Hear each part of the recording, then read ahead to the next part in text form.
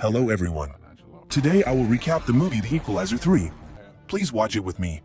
The movie begins in Italy, where crime boss Lorenzo and his son arrive at a remote winery.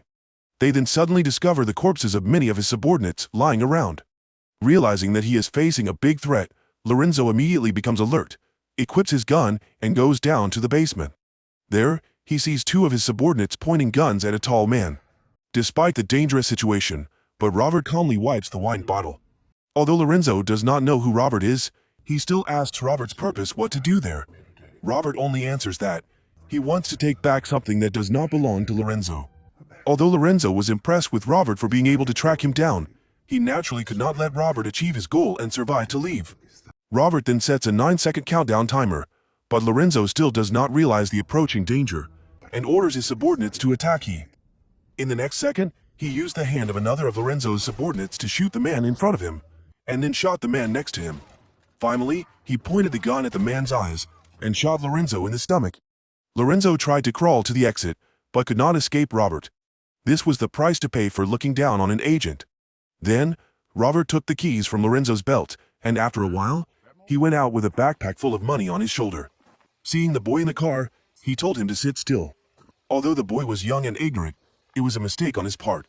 When he just turned away, the boy pulled out a gun and shot him in the back. He immediately turned around, fired a few shots into the air, scaring the boy, leaving the gun behind and quickly running away. Despite being injured, Robert still decided to take the ferry to return to his hometown. Robert fainted as soon as he reached a coastal town. Fortunately, a local police officer named Gio discovered him and immediately took him to Dr. Enzo for treatment. Here, Gio also helps the doctor bandage Robert's wound. Dr. Enzo tells Gio that if anyone asks about Robert's condition, he should say that Robert fell. When Robert wakes up, he finds himself in the town of Altamonte, but he feels awkward when the doctor asks if they saved a good person or a bad person. Robert finally replies that he doesn't know. Seeing Robert's attitude, Dr. Enzo feels somewhat reassured. Enzo carefully monitors Robert's recovery for the next few days. He also finds a temporary place for him to stay, since his injury is quite serious and he will need time to rest. Then, Robert decides to walk around town and stops at a local cafe. Here, service person brings him a cup of specialty coffee, even though he ordered tea. She insists that Robert will quickly like it.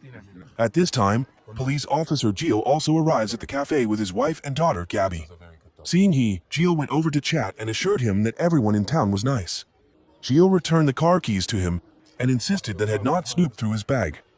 After returning home, Robert anonymously called the Central Intelligence Agency, CIA, and asked to speak to Emma, a young agent. He began to tell her about Lorenzo's winery. In fact, it was a secret warehouse used to store drug jihad, a special drug used by IS terrorists before going into battle. These packages of drugs were hidden in bottles of wine smuggled from the Middle East and were being stored in Lorenzo's villa. He also provided information about the location of Lorenzo's money.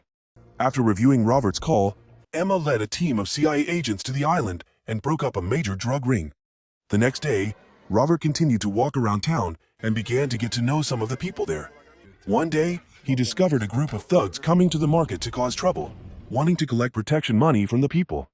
When they failed to achieve their goal, the group beat up the fish stall owner and threatened to come back the following week to demand the money. In addition, the crime lord Vincent very liked this beach town of Altamonte, so he wants to buy it to build a resort with many big casinos. However, the locals do not agree with his plan. During a negotiation with the couple, they refuse to sign the contract. In order to terrorize and warn everyone in the town, Vincent brutally throws their father, who is in a wheelchair, out of the window. The next day, when Robert goes to the fish shop to buy fish, the kind fishmonger named Angelo does not take the money, because he knows that Robert is Enzo's friend and a newcomer. Not only Angelo, the locals are friendly and kind. This makes Robert think about a peaceful life. He feels that it is time to let go of the past and realize that this might be where he belongs. However, life is not like a dream. Evil still appears and haunts him constantly. Vincent are impatient to carry out his plan, to turn the town of Altamonte into a commercial center. He sent his younger brother Marco to threaten and oppress the people. Then, Marco burned down Angelo's fish shop. The people in the town could do nothing, but helplessly watch as they destroyed the place. Robert witnessed everything and understood that it was not just a normal fish shop, but also a place where Angelo has been with all his life. Angelo, The shop owner was very indignant. Meanwhile, the arsonists calmly smoked and relaxed, not knowing that they had caught Robert's eye. Afterwards, together with other people, Robert helped clean up the place. At the police station, Gio reviewed the video footage of the fire and began an investigation into the black van that had intentionally burned down Angela's shop. He immediately called his superiors to report it. On a day like any other, when Robert was enjoying a peaceful moment at the cafe, Emma finally found him.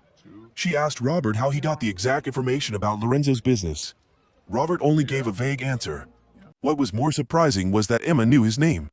While Gio was going to school to pick up his daughter Gabby, he suddenly received a strange call informing him that another officer had picked up Gabby earlier. Gio rushed home to find his wife and daughter, but found that they had been captured by Marco and his gang in retaliation for investigation of the fish shop fire. Marco attacked Gio from behind and beat him brutally. Marco also revealed that Joe's superior had accepted bribes from them. Before leaving, Marco pointed a gun at Gabby's head, threatening to harm his family if he continued to interfere with their business.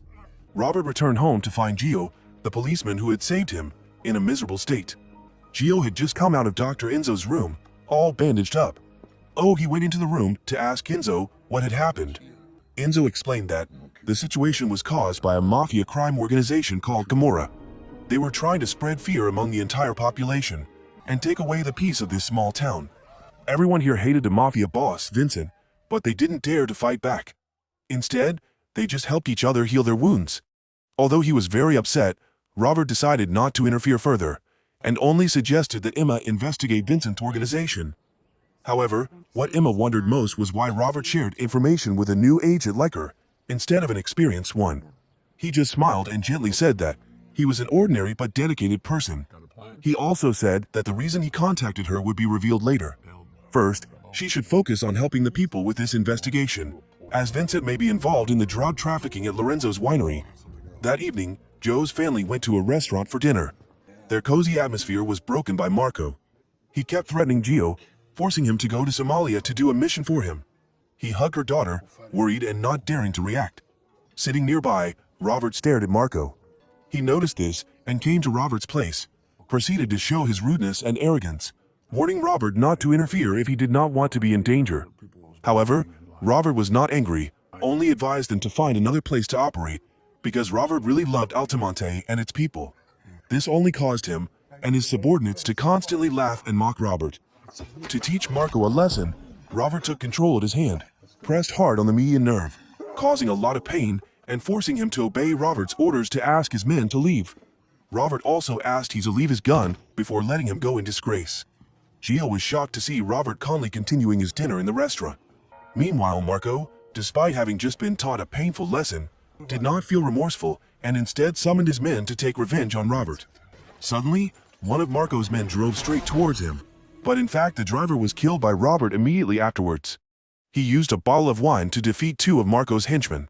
When Marco was scared and pulled out a knife, but Marco was no match for he easily broke Marco's arm, and then used Marco's own knife to stab Marco in the throat, ending his life.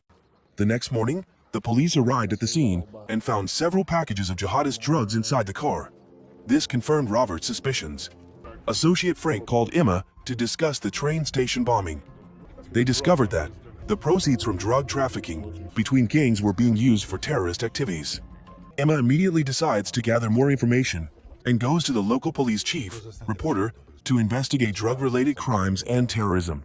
He pretends to cooperate, but out of 4 files, he only allows Emma to meet one person.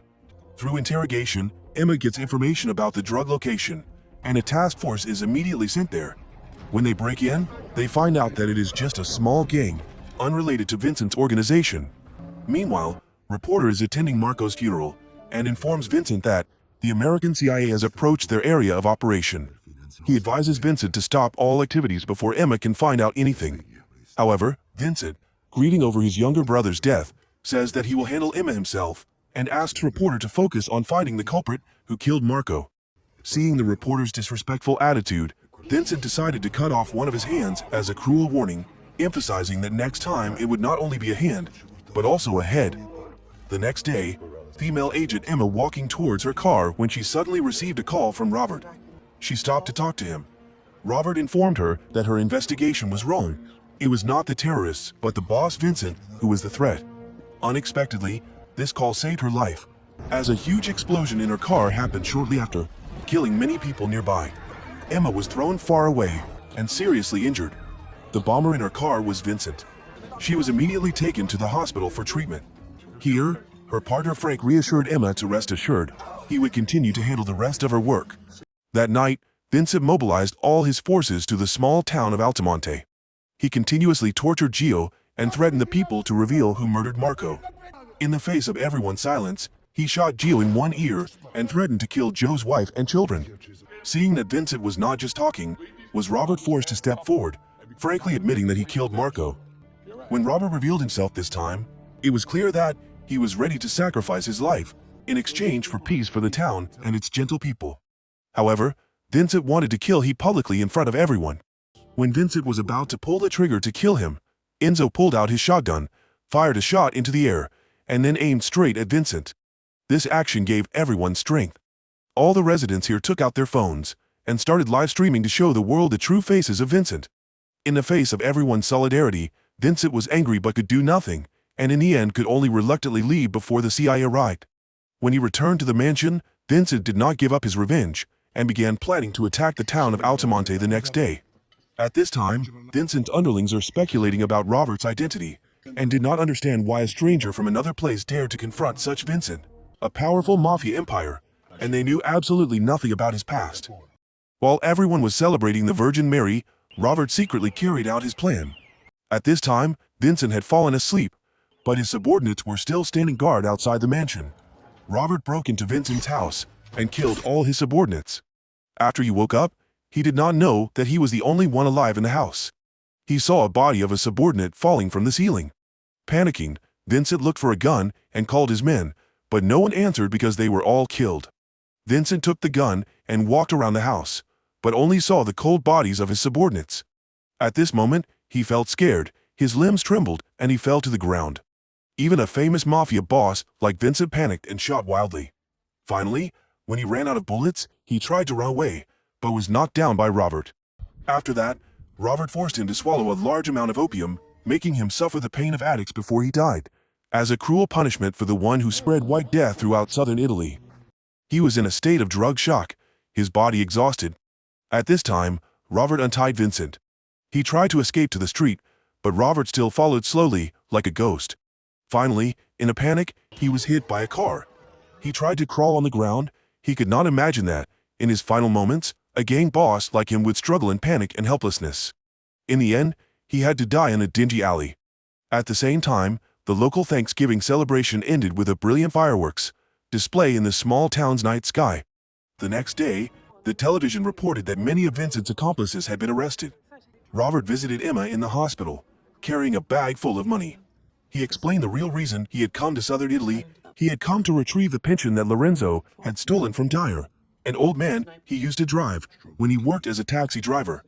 Robert's initial mission was to deal with a group of technology thieves of Lorenzo, but he ended up facing a dangerous Italian mafia organization of Vincent. Robert asked Emma to help him complete the mission by returning a bag containing more than $360,000 in pension funds to Dyer. After recovering, Emma traveled to Boston to deliver the money to Dyer.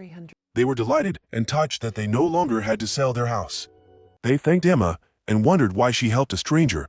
Emma said it was a good question and returned to work at the CIA, and thanks to her help in solving a major drug ring, she was also promoted. One day, Emma received a package. Inside was her mother's notebook, and a note from Robert said that her mother would have been proud if she. As it turns out, she was the daughter of Susan, a close friend of Robert's, who passed away in the previous film. This made Emma understand why Robert had contacted her. Currently, Robert decided to stay in this small town of Altamonte to enjoy a peaceful and happy life with the people.